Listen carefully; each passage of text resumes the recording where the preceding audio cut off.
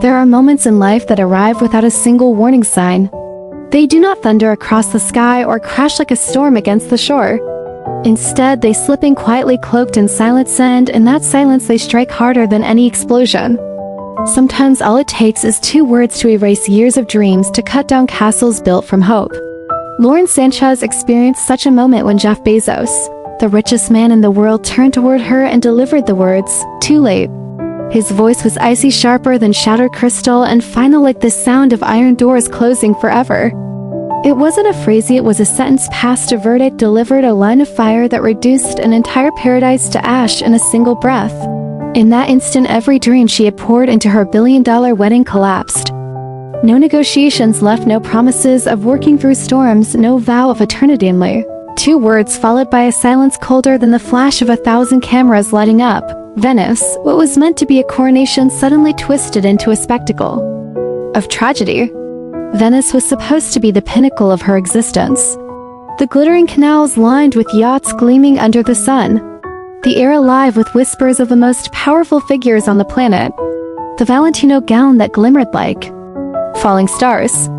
A guest list that read like the front row of history itself: billionaires, politicians, celebrities, and moguls. It was the kind of gathering where a wedding blurred into the scale of a royal coronation. The feast was overwhelming, more than 3,000 dishes, crafted by world-renowned chefs flown in from every corner of the globe. And the media? They swarmed without pause, every outlet, every magazine, every influencer tracking every move, as if the event was not just a wedding but a turning page of history. The world was told this was the ultimate fairy tale of the modern age. Yet fairy tales are built on fragile glass, and when glass shatters, it does so with a violence that cannot be ignored. At first, the spectacle enchanted everyone. Photos flooded the internet. Lauren stepping gracefully off a yacht, her gown glowing like spun light. Jeff Bezos by her side, smiling with a confidence that seemed untouchable. The canals of Venice shimmered in golden reflections, amplifying the illusion of perfection. It was a performance executed to flawless precision, a story staged to convince the world that nothing could go wrong. But as the night wore on, the silence of those 2 words lingered in the background, casting a shadow over the dream that was already beginning to fracture. But perfection has always been a fragile mask, and masks eventually crack. It took only a matter of days for admiration to sour into ridicule. The same glossy photographs that had decorated the covers of global magazines were now torn apart online as if they were pieces of courtroom evidence. Influencers who once praised the grandeur began twisting their words into sarcasm. The internet questioned whether this union was ever about love at all, or nothing more than a multi-million-dollar publicity stunt. On TikTok, viral videos mocked the clash between her fairy tale luxury and the rumors of a looming $5 billion divorce.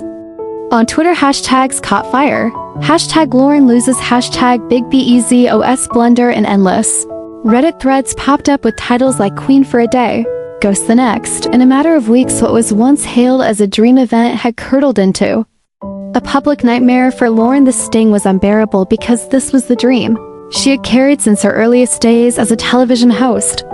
She'd always imagined the moment she would step into a spotlight where every flash of the camera belonged to her alone.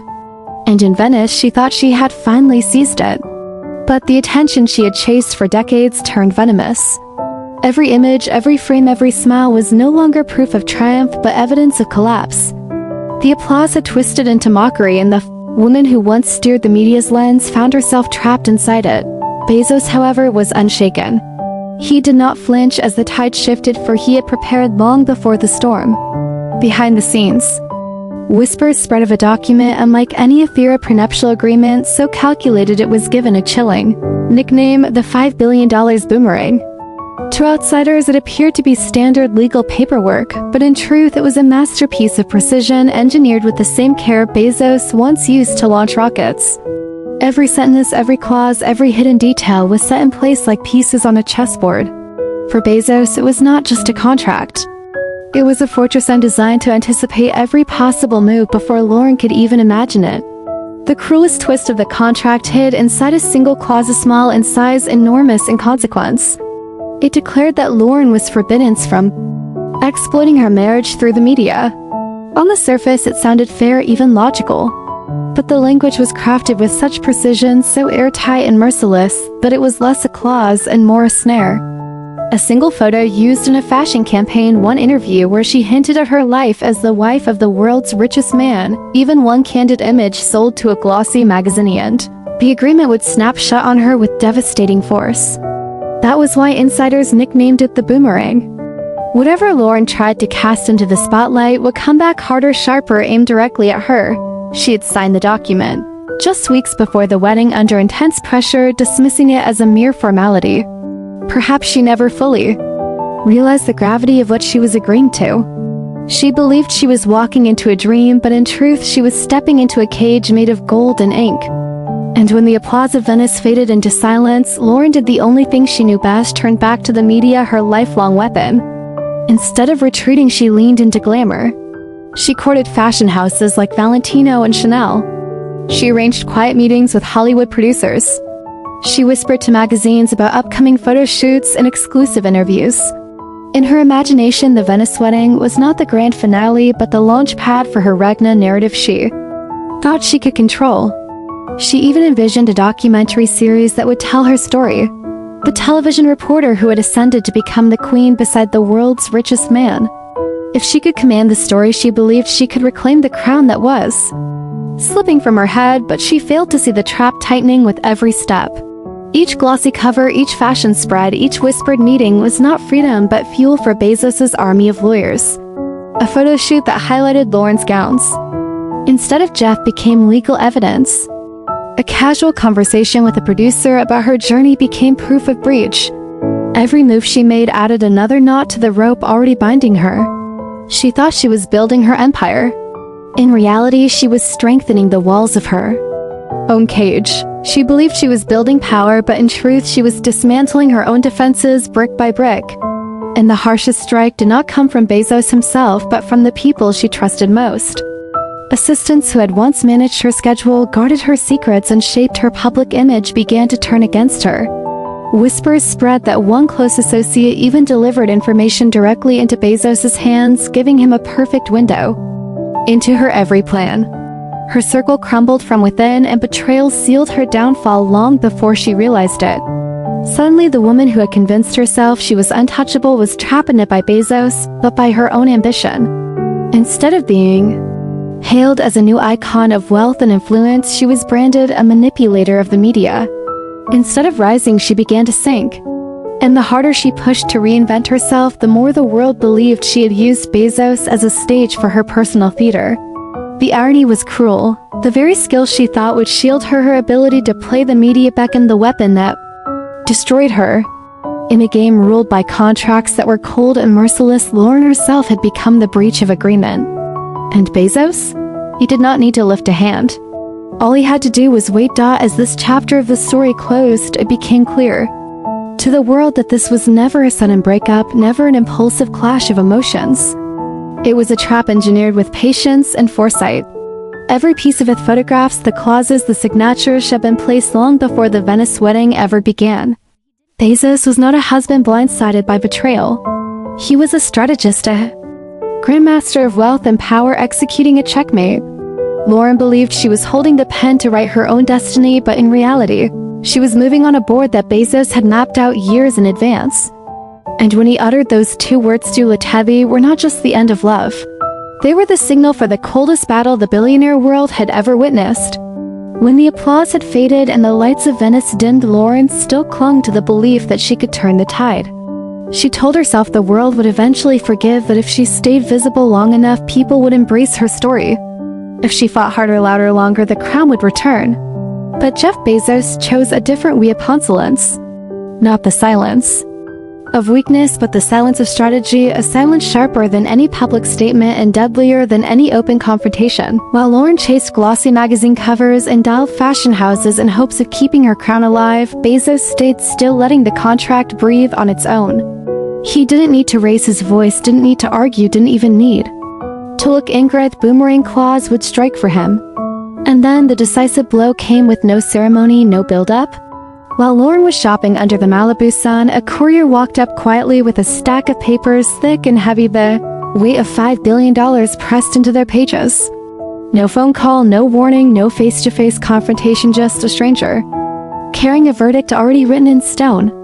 Inside lay the judgment she could never escape, and stamped across it were the same, 2 words that had haunted her since Venice: too late.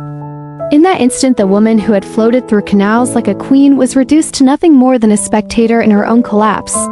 The strike was devastating because it went far beyond money. It was the checkmate of a game she never realized she was even playing.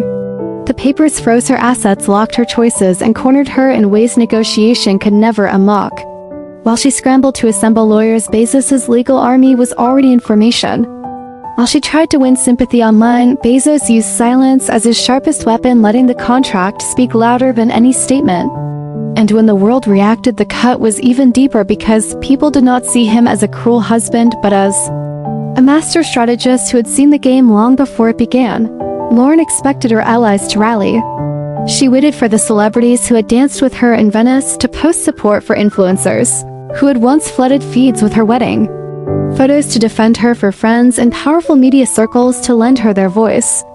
But what came was silence. Oprah, once rumored to be her ally, never said a word. Instagram posts vanished. Influencers deleted their captions. Magazines moved on as if Venice had been nothing more than a dream. The same crowd that had once cheered for her under the chandeliers now acted as if they had never known her. Silence moved faster than any rumor, and that silence itself became a second judgment, harsher than the first. Then came the public humiliation, because social media never forgives and it never forgets.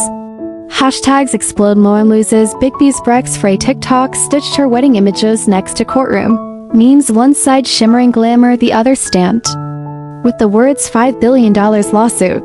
Reddit swarmed with endless threads mocking her rise and collapse, turning her fall into a running joke. The very crowd that had once applauded her entrance on yachts now consumed her downfall as entertainment.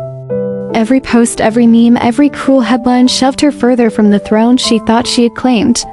Even Twitter, once her stage, became the gallery of her humiliation, its comments echoing with the laughter of millions. In desperation, Lauren turned to Hollywood's top publicists, begging for strategy, for reinvention, for some way to flip the story back in her favor.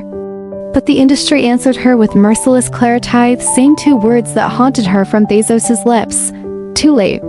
No one wanted to fight a war already lost. And that rejection cut deeper than divorce papers ever could, because it told her the truth she had feared most. There was no return, no chance to reclaim the crown she had dreamed of wearing. The spotlight that once lifted her high now became a furnace, burning her image down to ash. The very allies she thought would defend her were the first to close their doors, leaving her alone in the fire. What she lost was not just money, it was power. The one thing she had chased her entire life, power through perception, had slipped through her hands. In Hollywood, wealth means little without influence. True power is the ability to hold the public's gaze, to bend narratives, to shape reality itself. And in a matter of weeks, Lauren's hold on that power evaporated. No more cameras waiting outside luxury hotels. No more tabloids eager to spin her story. No more applause or adoring headlines. She wasn't just forgotten, she was erased, written out of the narrative as if she had never existed. What remained was not a queen, but a cautionary tale whispered in private boardrooms and mocked in online forums. And for Jeff Bezos, this was never about anger or revenge. It was strategic, cold, deliberate, and absolute. Jeff Bezos had built his empire on precision and control, and when he stepped into marriage, he carried those same weapons with him. Insiders revealed that for months he'd been quietly shifting assets, creating shell companies, drafting legal road maps with military-like discipline, while the world saw only a man smiling beside his new bride. Behind that smile was calculation, each move placed as carefully as pieces on a chessboard. And when the decisive moment arrived, he triggered his plan with surgical precision. No outbursts, no spectacle, only execution. That is what made it terrifying. The ruthlessness was not in the $5 billion settlement. For Bezos, that sum was little more than pocket change. The real ruthlessness lay in the delivery, the way he let silence the law and the weight of public opinion crush her for him. He never argued, never defended, never raised his voice. He simply stood back and allowed Lauren to become the architect of her own downfall. He had built the fortress, and she had walked willingly inside. When the trap snapped shut, he needed only 2 words: too late. Her fall was complete not because she lacked ambition but because ambition alone means nothing in Bezos's world. She believed marriage could rewrite her destiny, but she underestimated the man she married. Jeff Bezos does not step into games he hasn't already mapped. He does not fight battles he cannot win. And in this marriage, every smile at the altar, every vow exchanged in Venice, every clause buried in the contract was already another step toward an inevitable ending.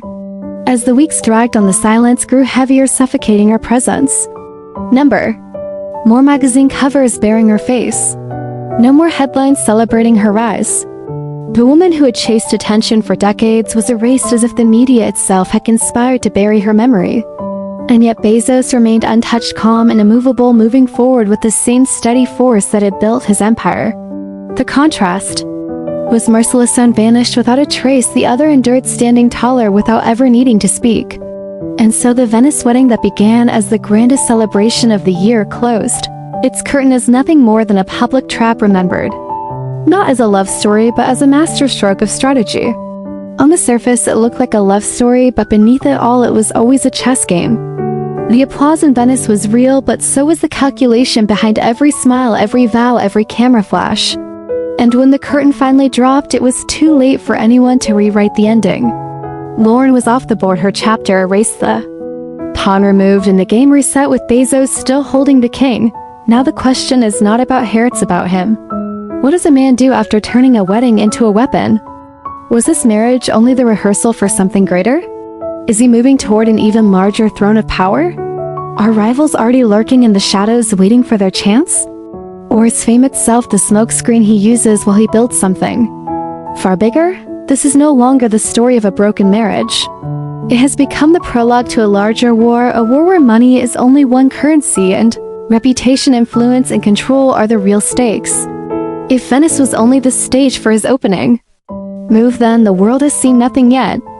Because in the end, this was never about love, it was always about strategy. And those two words, too late, were not just the closing line of a relationship. They were the signal that Jeff Bezos had executed the perfect trap and that the billionaire wars are only just beginning. And remember, Hollywood has never truly been about glamour and red carpets. It has always been about power plays, secrets, and scandals, waiting in the shadows until the truth bursts into the spotlight. Whether it's courtroom battles, media manipulation, or behind-the-scenes deals worth billions, one thing is certain: the story doesn't end here. It only grows darker, and as always we'll be watching, digging, and exposing the truths others will do anything to keep buried. Please subscribe my channel for more unique videos.